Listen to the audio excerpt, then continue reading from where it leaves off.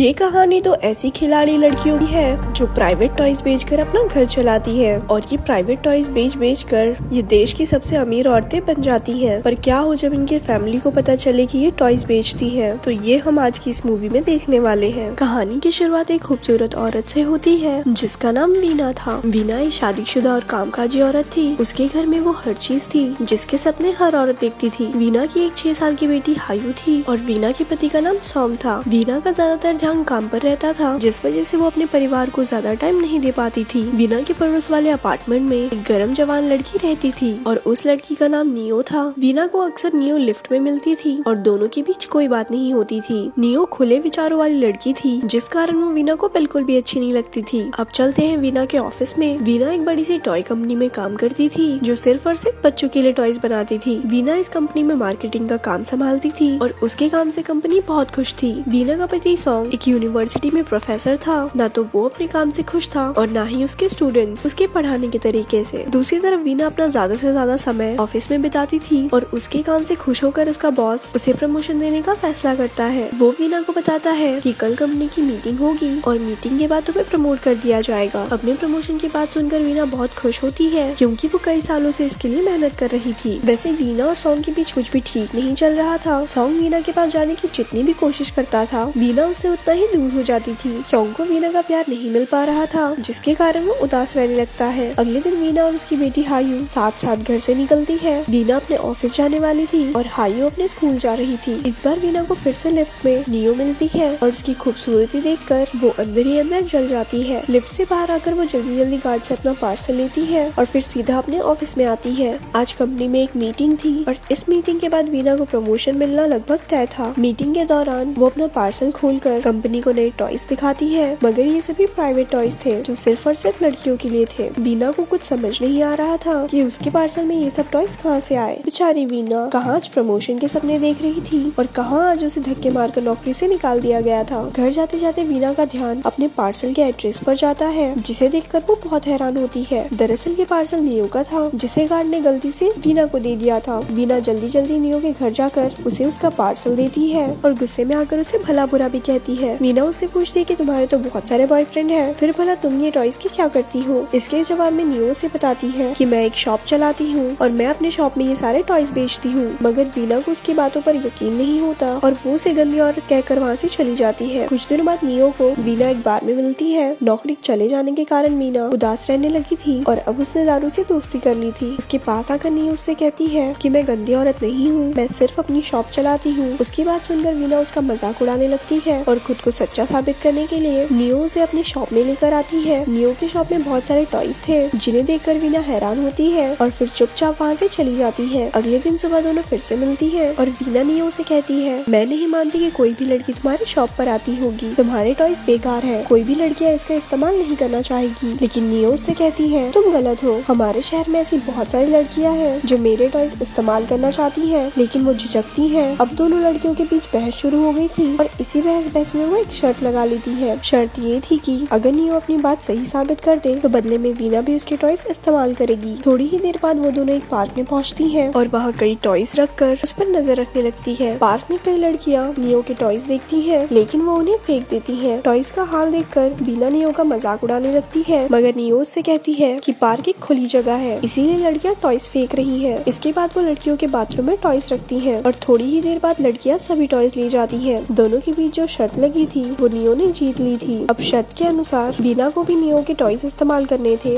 वीना का पति कुछ दिनों के लिए घर के बाहर गया हुआ था, इसीलिए वो रात को टॉय का इस्तेमाल करती है और उसे वो बहुत पसंद आता है। दरअसल पहले काम के बोझ के कारण वीना के पास इतना समय नहीं होता था कि वो अपने पति के प्यार का सुख पा सके, इसीलिए उसे नियो के टॉयज पसंद आते हैं। कुछ दिनों बाद वीना को पता चलता है कि नियो अपनी शॉप बंद करने वाली है। नियो के टॉयज तो लड़कियां इस्तेमाल करना चाहती थी, लेकिन वो टॉयज खरीदने में झिझक रही थी। इसी वजह से नियो की शॉप घाटे में चल रही थी और वो समय पे शॉप का किराया भी नहीं दे पा रही थी। पूरी बात जानने के बाद वीना उसकी मदद करने का फैसला करती है। वीना कंपनी में पहले मार्केटिंग का काम करती थी और अब वो वही काम नियो के टॉयज प्रमोट करने के लिए करना चाहती थी। अगले ही दिन वो दोनों घर घर जाकर अपने टॉयज की मार्केटिंग करने लगती है। शुरू में उन्हें ना का सामना करना पड़ता है, लेकिन फिर जल्द ही कई लड़कियां उनसे टॉयज खरीदने लग जाती हैं। देखते ही देखते वीना और नियो काफी टॉयज बेच देती है, जिनसे उन्हें बहुत फायदा होता है। इसी बीच वीना का पति सॉम भी अपने घर लौट आया था, जो किसी काम के सिलसिले में बाहर गया हुआ था। सॉन्ग कई दिनों के बाद घर लौटा था और वो वीना का बदला हुआ रूप देखकर बहुत खुश था। वीना उसे ये तो बता देती है कि उसे कंपनी में नौकरी से निकाल दिया, लेकिन वो उसे ये नहीं बताती कि आजकल वो नियो के प्राइवेट टॉयज बेच रही है। अब वीना अपने पति को पूरा समय देती थी और वो पूरी रात प्यार करते थे।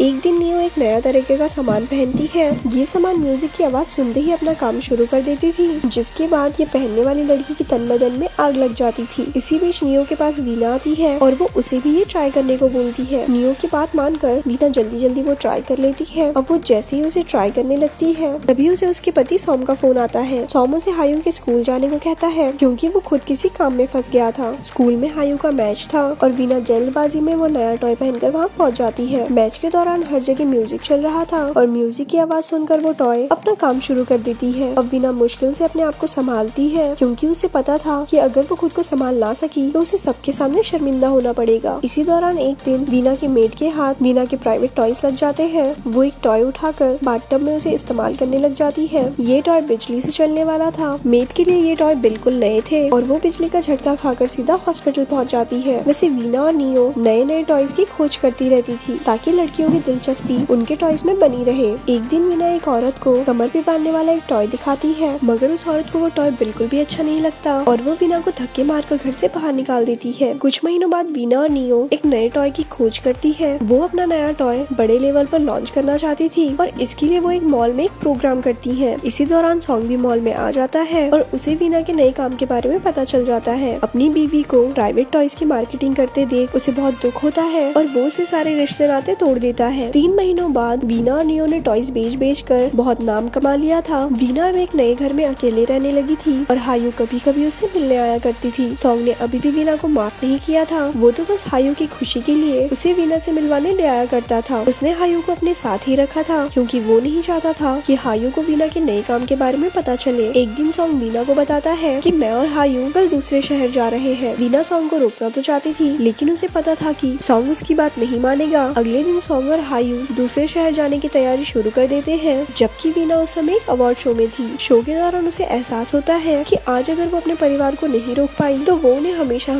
के लिए खो देगी। यही सोचकर वो शो को बीच में ही छोड़कर भाग जाती है और मुश्किल से अपने परिवार को जाने से रोकती है। वीना सॉन्ग से माफी मांगकर कहती है कि अब से मैं अपना पूरा समय अपने परिवार को दूंगी। कहानी के आखिर में पूरा परिवार एक साथ हो जाता है और वीना प्राइवेट टॉयज बेचने का काम बंद कर देती है। नियो को भी एक लड़का पसंद आ गया था और अब वो दोनों टॉयज बेचने लगे थे और ये मूवी यहाँ खत्म हो जाती है। ऐसे ही और स्टोरी सुनने के लिए हमारे पेज को लाइक करें। धन्यवाद।